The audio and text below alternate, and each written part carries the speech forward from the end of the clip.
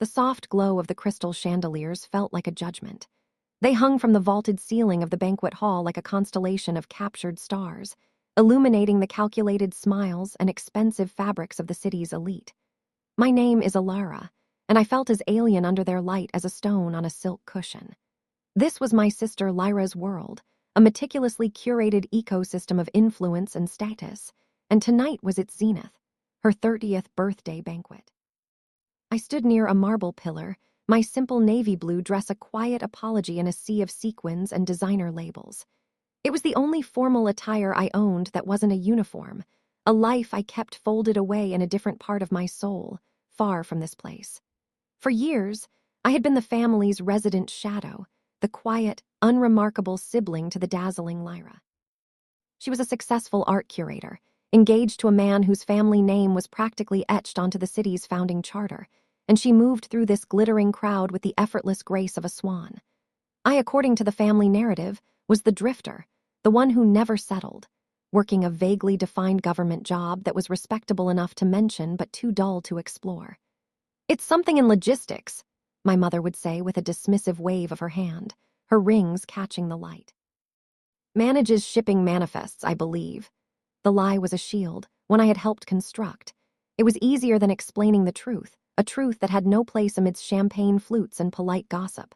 From across the room, I watched my mother, beaming with pride as she introduced Lyra to a city councilman. My father stood beside them, a portrait of paternal satisfaction. They looked like the perfect family, and in their story I was the misprinted page, the one you discreetly turned past. My gaze drifted to the guest of honor, the real prize of Lyra's evening, Ambassador Thorne. He was a man with a quiet intensity, a career diplomat whose recent post in a global hotspot had been headline news. Lyra had secured his attendance through a labyrinth of social connections, and his presence was the ultimate validation of her status. He seemed tired, his smile polite but not reaching the weary wisdom in his eyes. I recognized that look. It was the look of someone who had seen things that couldn't be unheard or unspoken in rooms like this. I felt a pang of a strange, distant kinship with him, an island of quiet reality in this ocean of performance. A waiter offered me a flute of champagne, and I took it, the cold glass a small, solid anchor in the swirling current of the evening. The air was thick with the scent of lilies and ambition. I could feel the familiar weight of being observed and found wanting. A cousin I hadn't seen in a year drifted by. "Elara, still with that shipping company? You must get to travel, though I suppose it's mostly warehouses and docks, isn't it?" Her sympathy was a velvet-gloved insult. I just smiled. "Something like that." The orchestra began a soft melody, a signal for the guests to find their seats. I was placed at a table near the back, a strategic arrangement to keep the family's unpolished stone from scratching the fine china. It was a table of distant relatives and plus ones, the social archipelago. I didn't mind. The distance gave me a clear view of the head table, where Lyra sat glowing, flanked by her fiancé, our parents, and the esteemed ambassador. The first course was served, a delicate dance of foam and microgreens on a vast white plate. The conversation around me was a low hum of stock portfolios and vacation plans. I ate silently, my navel training a secret metronome inside me, urging observation, patience, and control. I catalogued exits, assessed the demeanor of the staff, and unconsciously noted the ambassador's security detail, discreet but present. It was a reflex as ingrained as breathing. Then, the clinking of a glass drew all eyes to the front. My father stood, ready to begin the toasts. His speech was a polished tribute to his favored daughter, filled with anecdotes of her childhood brilliance and artistic triumphs. He called her the jewel of our family. My mother followed, her voice trembling with manufactured emotion as she recounted Lyra's journey to this perfect moment. With each word, I felt myself becoming more invisible, the family narrative solidifying around me, encasing me in the amber of their indifference. Finally, it was Lyra's turn. She rose, a vision in emerald silk, her smile radiating a triumphant warmth that didn't quite reach her eyes. She thanked everyone, her voice smooth and practiced. She spoke of her fiancé, her career, her beautiful life. And then her eyes found me in the back of the room. A slow, predatory smile spread across her lips. "I'm so grateful for everyone who has supported me," she began, her voice taking on a new, slightly mocking tone. "And I want to give a special thought to my dear sister, Elara." plea of polite attention moved through the room. She's always been the grounded one in the family. A few people chuckled, sensing the shift. While I was reaching for the stars, she was happy to keep her feet firmly on the ground, maybe a little too firmly. The laughter grew louder, bolder. My mother shot a nervous glance at the ambassador, but my father was smiling, enjoying the roast. Every family has one, right?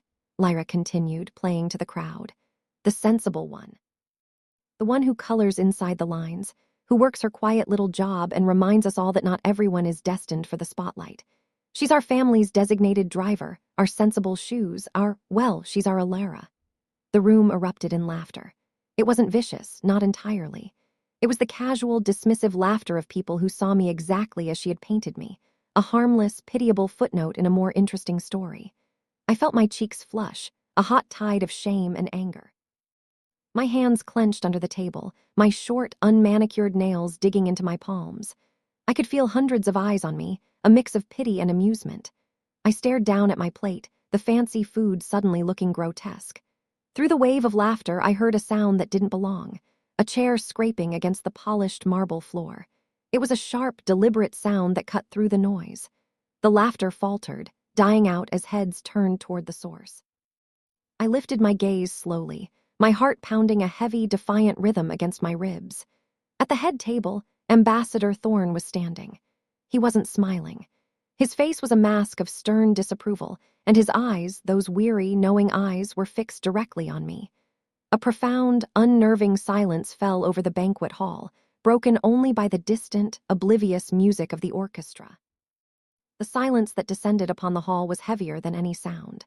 It was a thick, suffocating blanket woven from confusion and sudden tension.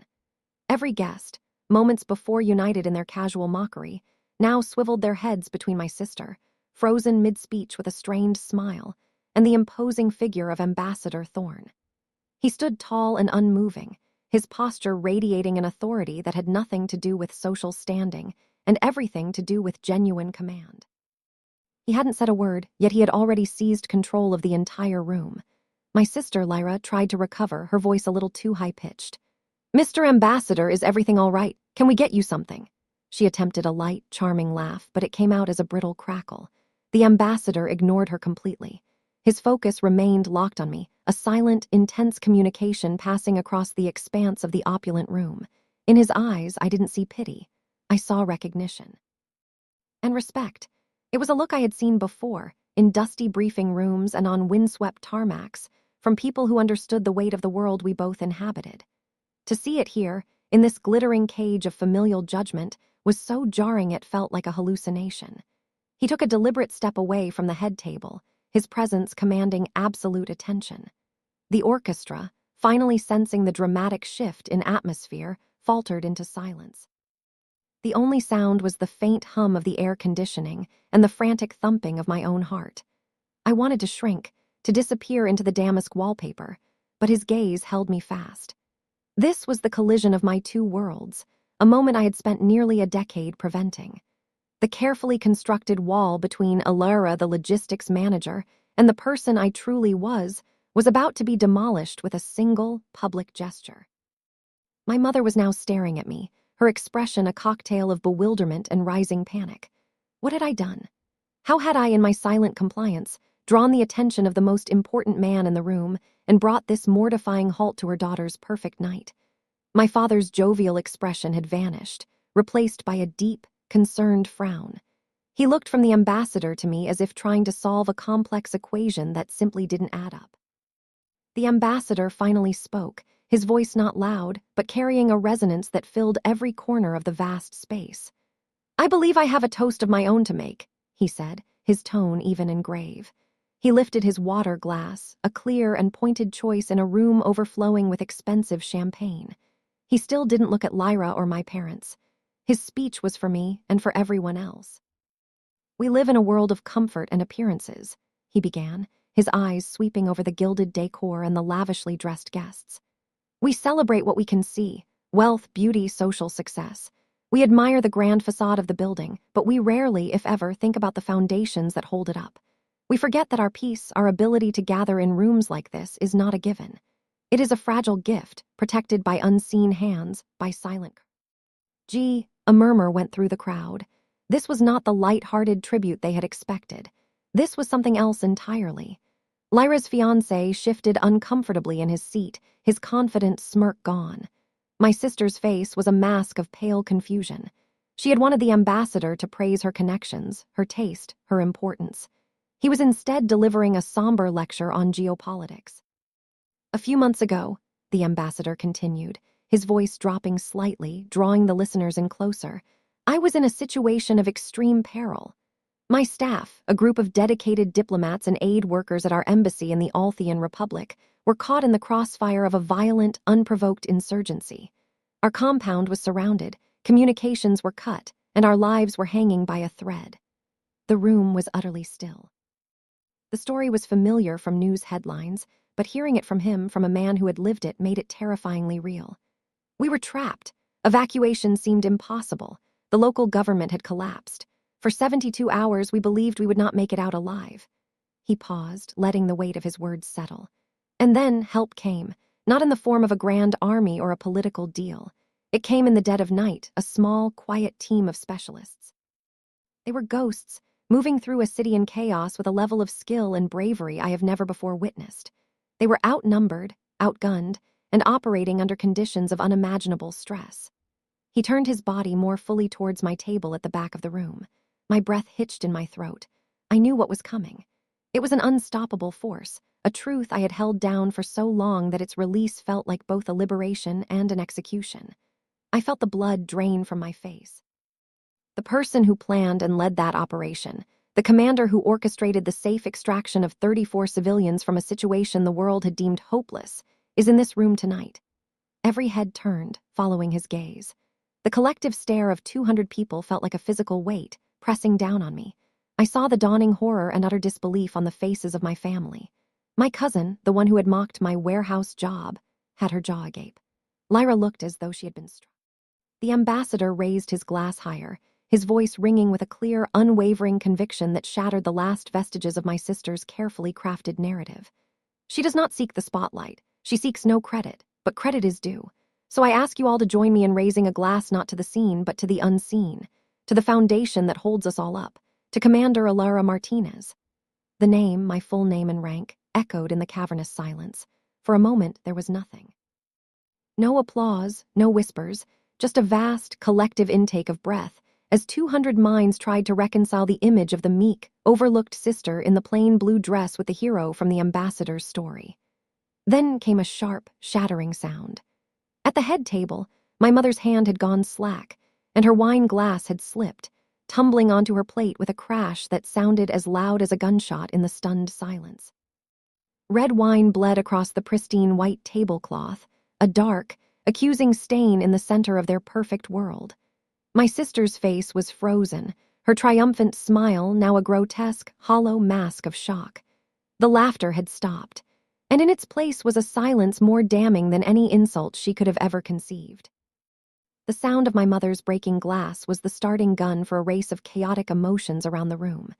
The initial shockwave of the ambassador's revelation began to splinter into 1,000 different reactions. Whispers erupted like brushfires, spreading from table to table. "Commander! Martinez! Did he say the Althian crisis?" People weren't looking at Lyra anymore. They were all looking at me, their eyes wide with a mixture of awe, confusion, and a dawning, delicious sense of scandal. They were reevaluating everything they thought they knew, not just about me, but about the family that had so publicly dismissed me. I remained seated, my body rigid, my training the only thing keeping me from either fleeing the room or collapsing into a puddle of sheer panic. My mission had always been to be invisible, to blend in, to be the gray woman no one remembered. In 30 seconds, Ambassador Thorne had painted a target on my back, illuminating me in a spotlight far brighter and hotter than any my sister had ever craved. He began to walk towards me. With every step he took, the whispers grew louder. He moved with the unhurried confidence of a man accustomed to commanding respect, parting the sea of gawking guests like a vessel cutting through water. He stopped beside my table, the distant relatives and assorted plus ones shrinking back in their chairs as if his very proximity might incriminate them. He extended a hand. "Commander," he said again, his voice now lower, meant only for me, but in the pin-drop silence everyone heard it. It is a profound honor to see you again. My own hand felt disconnected from my body as I raised it to meet his. His grip was firm, steady. It was the handshake of a man whose life you had saved. "Mr. Ambassador," I managed to say, my voice hoarse. "You shouldn't have." It was a protest, a plea. He had just detonated my life. A faint, sad smile touched his lips. "I disagree. Courage should be recognized. And injustice," he added, his eyes flicking for a brief moment toward the head table, "should be corrected." The implication was unmistakable. He hadn't just been toasting a hero, he had been publicly rebuking a bully. He had witnessed Lyra's casual cruelty and responded with the most powerful weapon he had, the truth.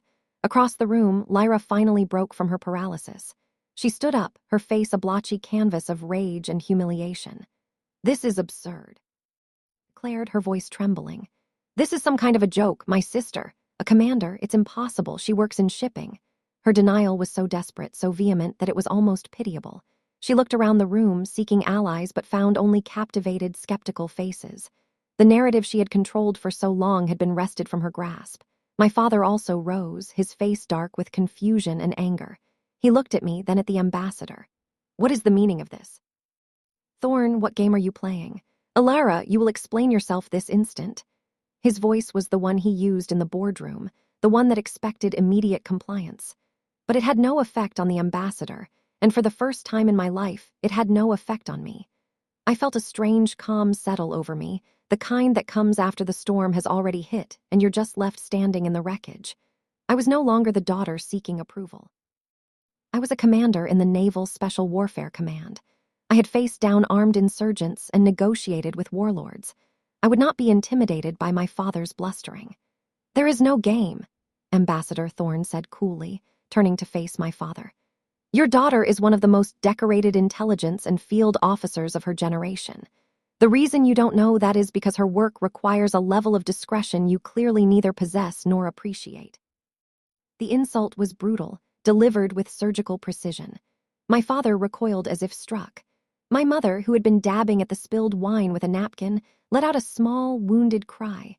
Her face was ashen, her eyes darting around at the watching guests, seeing not admiration but judgment. Her carefully constructed world of social perfection was crumbling into dust around her. The whispers were now a roar. The guests were feasting on the drama, a spectacle far more entertaining than the planned dessert course. Lyra's fiancé, a man named Julian whose entire existence was predicated on maintaining a flawless public image, was staring at Lyra with a look of cold fury. This public humiliation, this stain on his future wife's family, was an unforgivable sin in his world. He wasn't looking at a beloved partner, he was looking at a liability. I knew in that moment that their engagement was over. Lyra must have seen it too, because a look of sheer, unadulterated panic flashed across her face. Her anger at me was suddenly eclipsed by the terror of losing everything she had built. I slowly got to my feet, my chair making a soft scraping sound. I looked at my family at the head table, my furious father, my horrified mother, my devastated sister. For a fleeting moment, I felt a pang of something akin to guilt. I had never wanted to hurt them, only to be left alone. My secrecy had been a shield for them as much as for me, protecting them from the worries and dangers of my real life. But as I looked at their faces, contorted not with concern for my safety, but with fury at their own social embarrassment, any guilt I felt evaporated, replaced by a cold, hard clarity. They weren't angry that I had been in danger. They were angry that my secret was more impressive than their reality. I gave a slight, formal nod to Ambassador Thorn. "Thank you for your words, sir. But I believe this is a private family matter now." It was a signal, a request for him to stand down. He understood immediately. He had delivered the payload, the rest of the fallout was mine to manage. He gave a curt nod in return. "Of course, Commander." He then turned and walked calmly back to his seat, leaving me to face the ruins. The spell was broken. The room exploded into a cacophony of conversation. The banquet was over, though no one had officially declared it so. I turned my back on the watching crowd and walked towards the exit, not the grand main entrance, but a small service door I had noted earlier. I didn't run. I walked with the steady, measured pace of someone who was retreating, but not in defeat. I could feel my family's eyes on my back, but I didn't turn around. I didn't want to see their faces. I didn't want to hear the accusations that were surely forming on their lips. The cool night air hit my face as I pushed open the service door, stepping out into a quiet alley behind the hotel. The sounds of the party were muffled behind the heavy door. I was alone, under a sky of real stars, no longer the captured, judgmental ones of the chandelier. I leaned against the cold brick wall and took my first deep, unshackled breath of the night. The calm I had felt inside was a facade. My hands were shaking. My carefully compartmentalized life had been breached, the contents spilled for all to see. Vindicated? Yes, but also terrifyingly exposed. And as the adrenaline began to fade, a single, sobering thought took its place. The battle at the banquet was over, but the war with my family had just begun. The alley behind the luxury hotel was a different world. It smelled of damp concrete and discarded food, a stark, unglamorous reality just a few feet away from the perfumed air of the banquet hall. I stood there for a long time, letting the chill of the night seep into my skin, a welcome antidote to the feverish heat of the room I'd just fled. My phone began to vibrate in my clutch, a frantic, insistent buzzing. I didn't need to look to know who it was. Lyra, then my mother, then my father. I silenced it, letting the screen go dark. I wasn't ready. The truth was, I was a strategist, a planner. I had contingency plans for ambushes, extractions, and intelligence breaches. But I had no protocol for this, for a direct emotional confrontation with the people who were supposed to be my primary support system. The sound of the service door creaking open made me tense up, my body instinctively shifting into a defensive stance. But it wasn't my family. It was Ambassador Thorne. He stood in the doorway, the warm light of the hotel lobby silhouetting his frame. "I thought you might need a moment," he said, his voice gentle. He held out a bottle of water. I took it, my fingers brushing his. "Thank you," I murmured, taking a small sip. The water was cold and clean, and it helped ground me. "I apologize if I overstepped, Commander," he said, stepping into the alley with me. "My intention was not to cause you distress, but I could not stand by and listen to that. I've seen men with more bravado than sense wilt under a fraction of the pressure you handled in Althea. To have your character denigrated by someone who has no concept of true sacrifice, it was an offense I felt compelled to answer." I leaned my head back against the brick wall, looking up at the sliver of dark sky visible between the tall buildings. "You didn't overstep, sir. You told the truth. I'm just not sure I was prepared for the consequences." I gave a short, humorless laugh. "My family values appearances above all else. Tonight, I didn't just ruin my sister's birthday party. I ruined their image. In their eyes, that's a far greater crime than anything that happened in Althea." "Then perhaps their image deserved to be ruined," he said simply. We stood in a comfortable silence for a moment, two soldiers from different battlefields finding a moment of peace in a no-man's-land alley. "What will you do now?" he asked. "I don't know," I admitted, and the honesty of it felt heavy. "Go home, pack a bag. My apartment will be the first place they look. If you need a secure place to stay for a few days, somewhere to think, I can arrange it. No questions asked," he offered. It was a lifeline, and the professionalism in his tone made it clear it wasn't a personal advance but a gesture of respect from one operative to another. "I appreciate that, Mr. Ambassador. I may take you up on it." Just then, the service door flew open with such force that it slammed against the brick wall. It was Lyra, her face a mess of tear-streaked mascara and pure fury. My father and mother were right behind her, their expressions grim. My sister's eyes, wild and accusatory, darted from me to the ambassador. "There you are," she shrieked, her voice echoing in the confined space. "Hiding in an alley with your co-conspirator. Did you think this was clever, Elara? Did you think you could humiliate me, ruin the most important night of my life, and just walk away?" "Lyra, lower your voice," my father commanded, though his own voice was tight with anger. He looked at me, his eyes cold. "You have a lot of explaining to do. This commander nonsense. We demand to know what you've gotten yourself involved in." My mother wrung her hands, her gaze fixed on the ambassador. "Mr. Ambassador, I am so terribly sorry. I'm sure this is all a dreadful misunderstanding. My daughter, Elara, she has a vivid imagination. She's always been a bit of a storyteller." Her attempt to smooth things over was so pathetic, so transparently false, that it was almost comical. She was trying to slight a senior diplomat. "Ma'am," Ambassador Thorne said, his voice dropping to a dangerously quiet level, "I assure you there is no misunderstanding. I was there. I saw your daughter coordinate a multi-agency operation that saved my life and the lives of my entire staff. The only one with a vivid imagination here is anyone who believes she is simply a logistics manager." His words shut my mother down instantly. Her mouth opened and closed, but no sound came out. All the fight seemed to drain out of her, replaced by a gray, defeated horror. Lyra, however, was not deterred. She lunged towards me, her hands balled into fists. "You did this to destroy me. You were always jealous. Jealous of my friends, of Julian, of my life. You couldn't stand that I was happy, so you cooked up this insane story." "Lyra, stop," I said, my voice low and firm. I didn't move, didn't even flinch. I had faced down men with knives and guns. My sister's rage, while painful, was not physically intimidating. "This has nothing to do with jealousy." "Then what is it?" she screamed, tears of frustration carving paths through her expensive makeup. Why would you keep this from us? Why would you let us believe you were?" "Nothing." The word hung in the air between us. Nothing. The label she had so gleefully applied to me just an hour before. The word that had triggered this entire cataclysm. "I kept it from you to protect you," I said, the simple truth sounding hollow even to my own ears. "Protect us," my father scoffed. "Protect us from what? From being proud of you? From knowing our daughter was successful?" "No," I said, finally looking him directly in the eye. "To protect you from worry. To protect you from the political fallout if my identity were ever compromised. To protect you from the fact that my job involves things you celebrate in movies but would be horrified by in your own family. And maybe," I added, my voice dropping as a raw, long-buried resentment surfaced, "I kept it a secret because I knew you wouldn't understand. Because my accomplishments aren't the kind you can brag about at a country club. They don't come with a high salary or a fancy title you can print on a business card. My world is gray and messy, and it doesn't fit into the perfect black and white picture you've created for this family." The raw honesty of my words silenced them. They stared at me as if I were a stranger, and in that moment I realized that I was.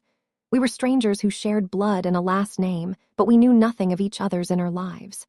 "You made us look like fools," my mother whispered, her voice trembling. It was the core of her grievance, the ultimate sin. Not the danger I had been in, not the secrets I had carried, but the public embarrassment she had endured. "We looked like fools because of how you chose to treat me," I countered, my voice hardening. "My career didn't humiliate you. Your own behavior did." I turned to Lyra, whose face had crumpled into a mask of despair. "You wanted to be the star, Lyra. You got your spotlight tonight. This isn't my fault. This is the consequence of the story you told everyone, including yourself." I pushed myself off the wall, my decision made. "I'm leaving. I won't be staying at my apartment. Don't try to contact me. I'll reach out when I'm ready." I gave a final nod to Ambassador Thorne. "Thank you for the water, sir, and for the truth." I started to walk away, down the dark alley, towards the distant glow of the city street. "Elara, you can't just walk away from your family," my father shouted after me. His voice was a mixture of command and, for the first time, a sliver of desperation. I stopped, but I didn't turn around. "You're right," I said, my voice carrying back to them in the still night air. "I can't, because I'm not sure I ever really had one." Then I kept walking, leaving them standing in the alley amidst the wreckage of their perfect party, the echoes of my new, unwelcome truth ringing in their ears. The city at night was a blur of neon and motion. I drove without a destination, the rhythmic sweep of the windshield wipers clearing a steady drizzle from the glass, a stark contrast to the storm raging inside me. My apartment, a small, Spartan space that was more of a base camp than a home, was no longer safe. Not from physical threat, but from the emotional siege my family would inevitably lay. I took the ambassador's offer. A single text with a coded affirmation was all it took. Within the hour, I had instructions to a corporate housing unit in a discreet, anonymous high-rise downtown. The apartment was sterile and impersonal, furnished with the kind of contemporary furniture that is stylish yet devoid of personality. It was perfect. It was a blank slate, a place with no memories and no attachments. For the first time since leaving the banquet hall, I was truly alone, and the full weight of the evening crashed down on me. I stood in the center of the living room, the sit. Why lights twinkling through the floor-to-ceiling windows, and I finally let my composure crack. A dry, ragged sob escaped my lips. It wasn't a sob of sadness, but of sheer, unadulterated exhaustion. For nearly a decade, I had lived a life of meticulous division, a balancing act on a knife's edge. On one side was Elara Martinez, daughter, sister, a mild-mannered woman with a boring job, perpetually disappointing her family with her lack of ambition. On the other was Commander Martinez, call sign Echo, a woman who made life-or-death decisions in fractions of a second, who carried the weight of national security on her shoulders, and whose only family was the team she served with. I had guarded the wall between those two identities with my life. Now, that wall was gone, and the two halves of myself were forced to look at each other. The woman who had been mocked for her sensible shoes was the same woman who had worn those sensible, sturdy boots to trek through miles of hostile territory. The woman dismissed for her quiet little job was the same woman whose quiet, whispered commands had saved 34 lives. The irony was so bitter it tasted like acid. My family's rejection had always hurt, a dull, constant ache I had learned to live with. But their shock, their utter disbelief, hurt in a different, more profound way. It proved that they had never truly seen me at all. They hadn't just been unaware of my career, they had been unaware of my character. They had never once looked at me and seen strength or resilience or courage. They saw only what they wanted to see, a failure, a foil to Lyra's success. My mind drifted back, unbidden, to the Althean crisis. The memory was sharp, visceral. It wasn't the heroic, cinematic event the ambassador had described. It was 72 hours of grit, fear, and caffeine. I remembered the smell of dust and cordite in the air, the constant, low-level hum of anxiety that vibrated through the embassy walls. I remembered the faces of the staff, their professional composure fraying into raw terror as mortar rounds fell closer. My job hadn't been to kick down doors or engage in firefights. That was my team's role, the operators on the ground.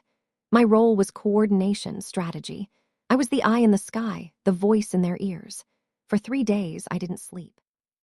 I was a nexus of information, processing satellite imagery, intercepting enemy communications, and coordinating with assets from 3 different allied nations. My most potent weapon was my mind, my ability to see the pattern in the chaos. The extraction plan was a gamble, a desperate, high-wire act.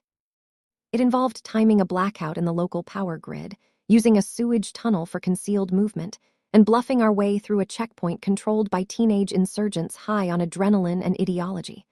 I remembered the moment of decision, staring at the tactical map, the lives of everyone involved resting on my next command. The doubt was a physical presence, a cold hand gripping my heart. What if I was wrong? What if the intel was bad? But there was no room for doubt. I had to trust my training, my team, and my gut. "Greenlight the op," I had whispered into my headset, my voice steady despite the tremor in my hands. I remembered the agonizing silence, the minutes stretching into eternities as my team moved through the city. I remembered the brief, coded message that finally came through. "Package is secure. On our way home." The relief was so overwhelming it had almost brought me to my knees. We hadn't lost a single person. That woman, the one who held 34 lives in her hands and brought them home safely, was the same person my sister had called nothing in front of 200 people. The dissonance was staggering. I walked over to the window and looked down at the city below. The cars were tiny specks of light, moving along their prescribed routes, each one filled with people living their own lives, completely unaware of the silent, invisible wars being fought on their behalf. I had chosen this life. I had chosen the secrecy, the isolation. And as I replayed my mother's final, damning words, "You made us look like fools," I finally understood why I had been so willing to accept their narrative of my life. It wasn't just to protect them from worry. It was to protect myself. Their dismissal, their low expectations, they were a form of freedom. By letting them believe I was unambitious and unremarkable, I was spared their scrutiny, their interference, their attempts to mold me into a shape that would fit their world. My quiet little job was my cover story not just for the outside world, but for them. It kept them at a comfortable distance. The ambassador's revelation hadn't just exposed my secret career. It had exposed the lie at the heart of our family, the unspoken agreement we had all been complicit in. I would be the disappointing daughter, and in return, they would leave me alone. But now the agreement was broken. They would never leave me alone again. They would want to own this. They would try to spin it to incorporate Commander Martinez into their family brand. My father would see it as a source of influence. My mother would see it as a social coup. Lyra, I didn't know what Lyra would see. Perhaps a rival she could never hope to best. A new, more potent source of her lifelong jealousy. The thought was nauseating. This secret life, this identity I had forged in fire and shadow, was mine. It was the most real and authentic part of me, and I would not let them tarnish it.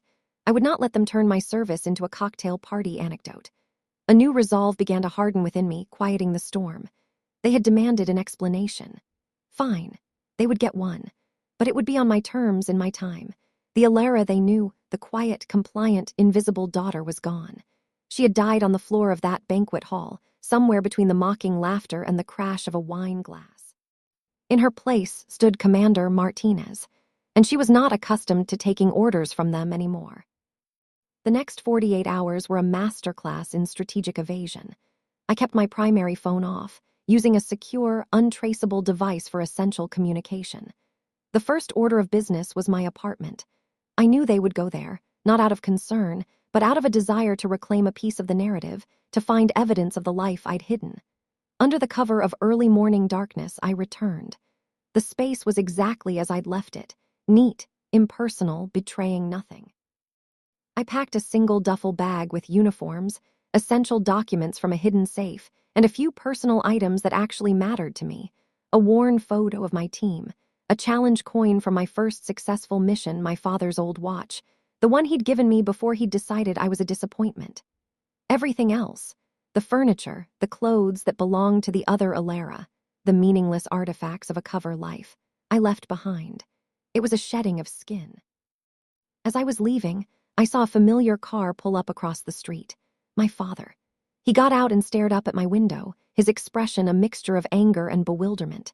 He was out of his element, a king without his castle, trying to understand a territory he had never bothered to explore. I slipped out the back entrance and drove away without him ever knowing I was there.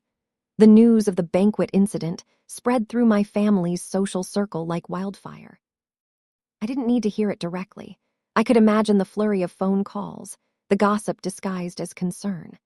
Ambassador Thorne's public endorsement, followed by my family's chaotic, emotional meltdown, was the kind of high society drama that fueled conversations for months. People who had once looked through me were now desperate to claim a connection. I received emails and social media requests from distant cousins and old family friends, all gushing with newfound admiration.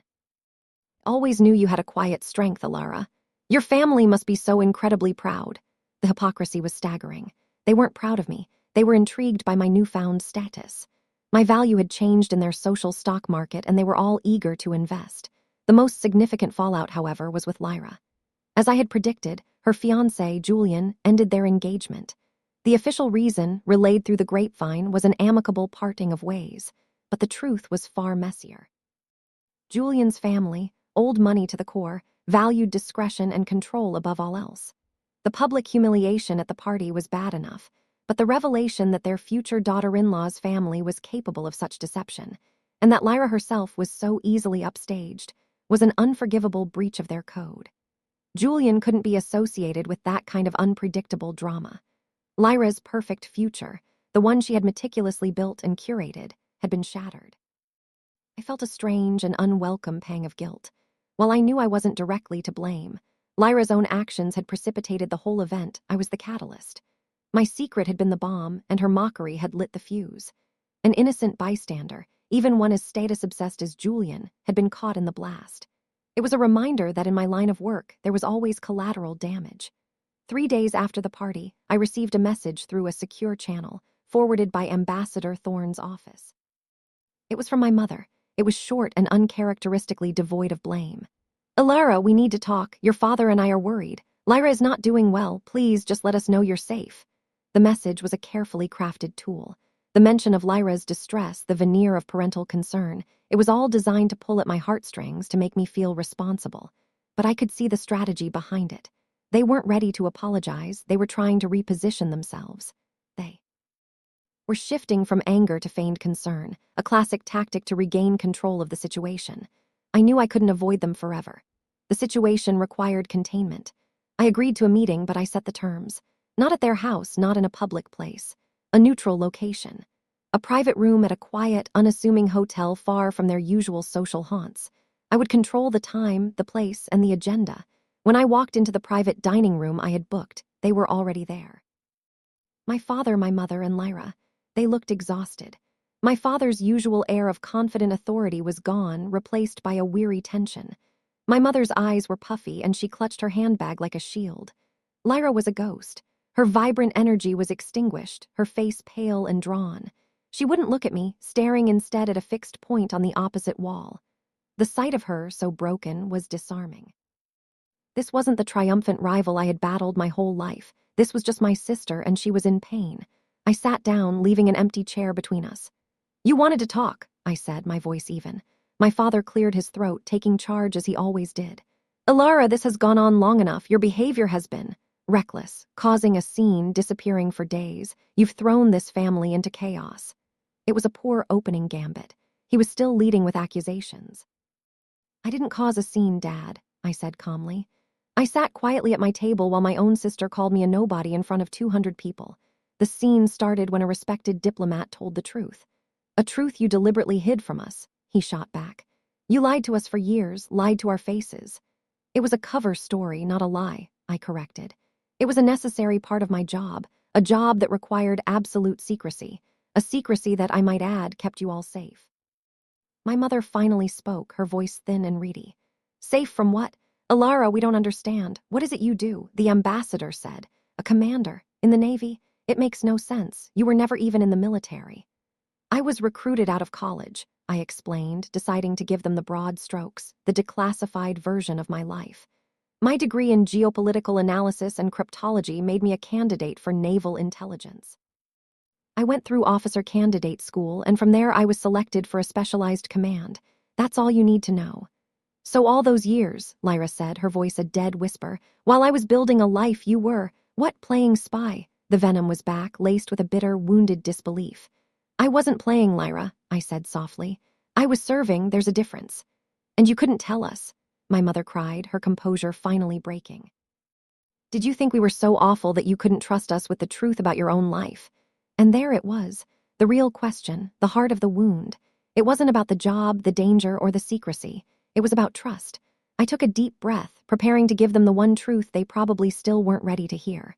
"Honestly," I looked from my mother's tear-filled eyes to my father's rigid posture to Lyra's desolate stare. "No, I didn't think I could trust you with it.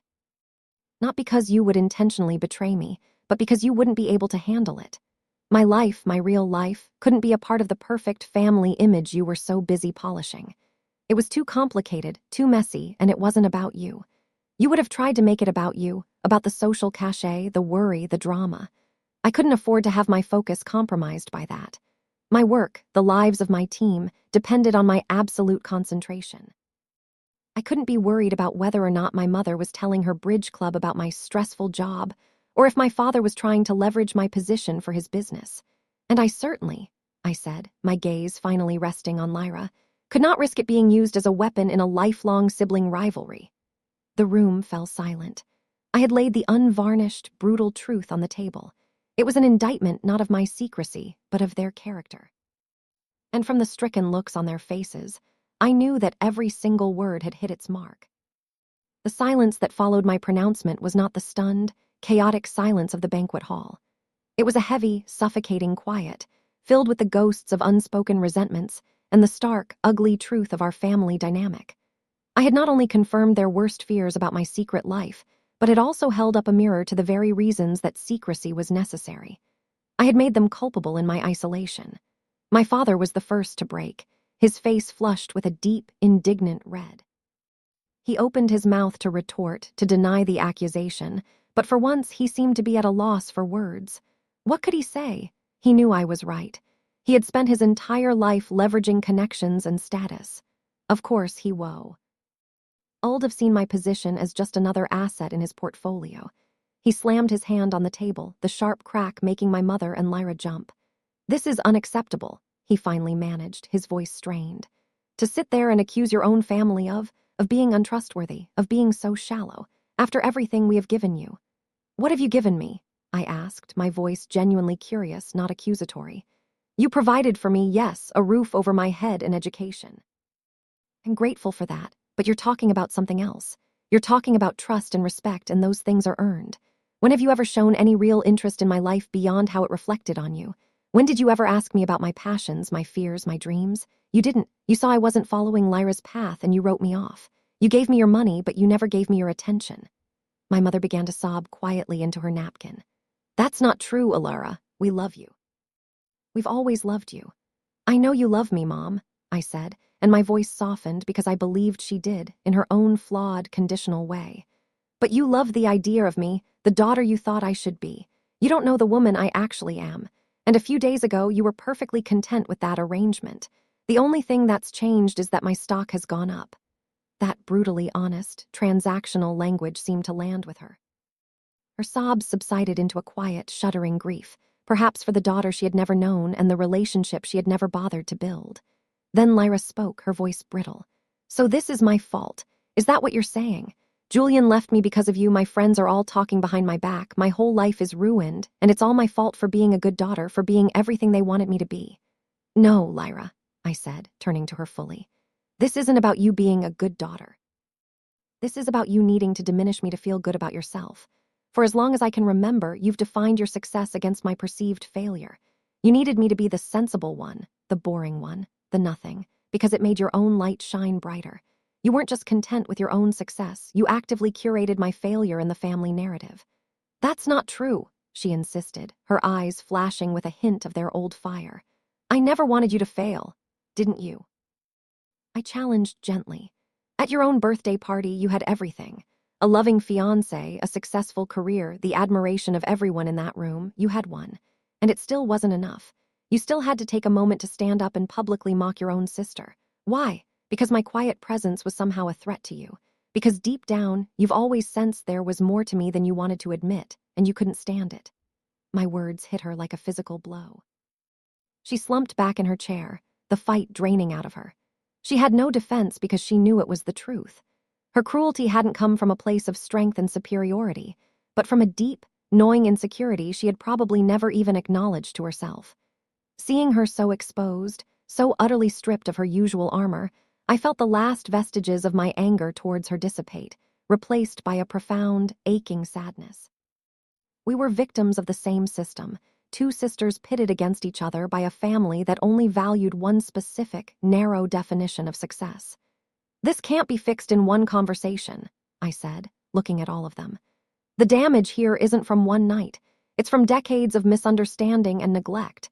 I didn't agree to this meeting for a shouting match or a tearful reunion. I came to set a new boundary. I straightened up, my posture shifting back into the command presence I used when delivering a briefing. My work is my own. It is not a topic for public discussion.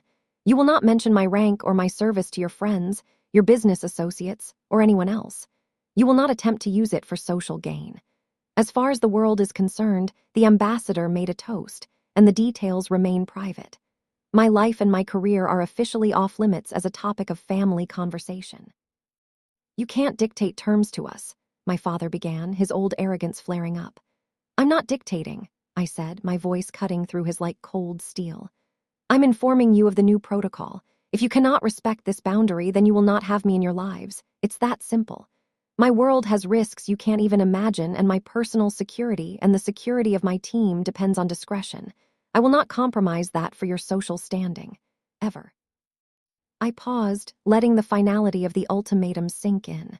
I'm being redeployed soon. I'll be gone for a long time.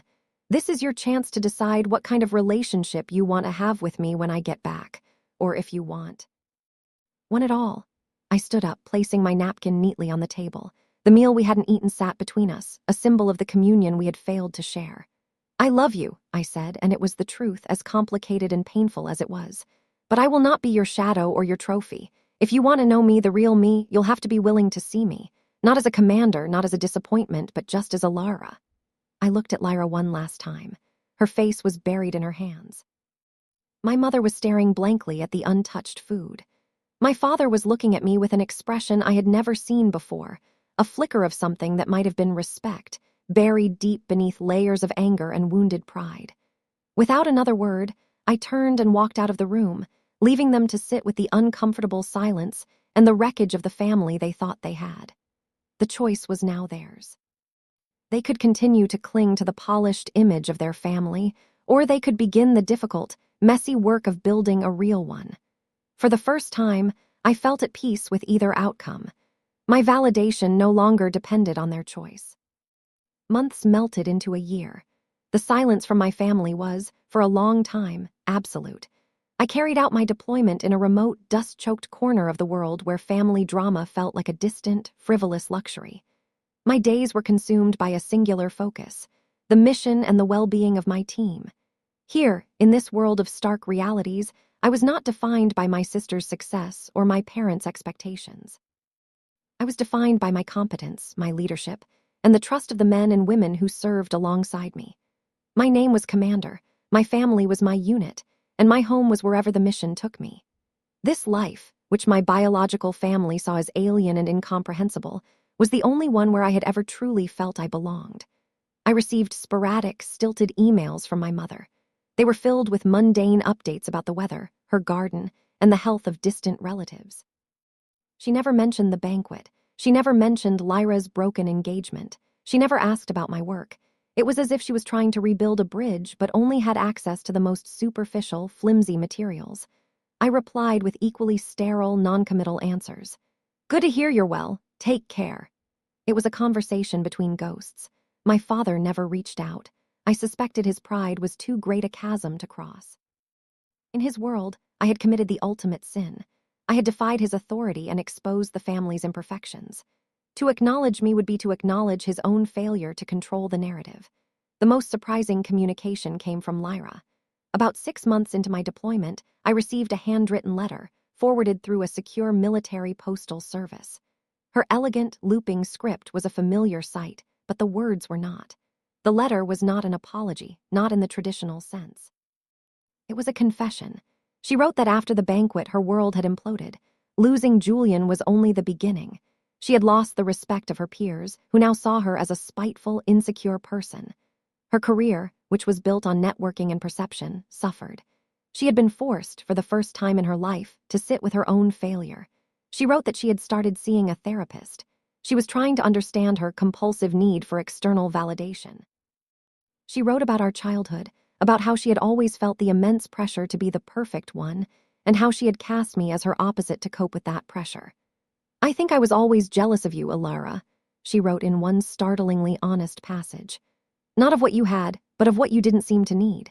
You never cared about the parties, the clothes, the social climbing. You had a quiet self-sufficiency that I couldn't understand, and it infuriated me. I thought it was because you had no ambition. I realize now it was because your ambitions were just in a different language, one I never bothered to learn. She didn't ask for forgiveness. She only said she hoped that one day we could learn to be sisters without the labels our family had assigned us. I read the letter a dozen times, sitting on my cot as the sun set over a foreign desert. It was the most honest communication I had ever received from her. It was a beginning. I didn't write back immediately. Words were insufficient.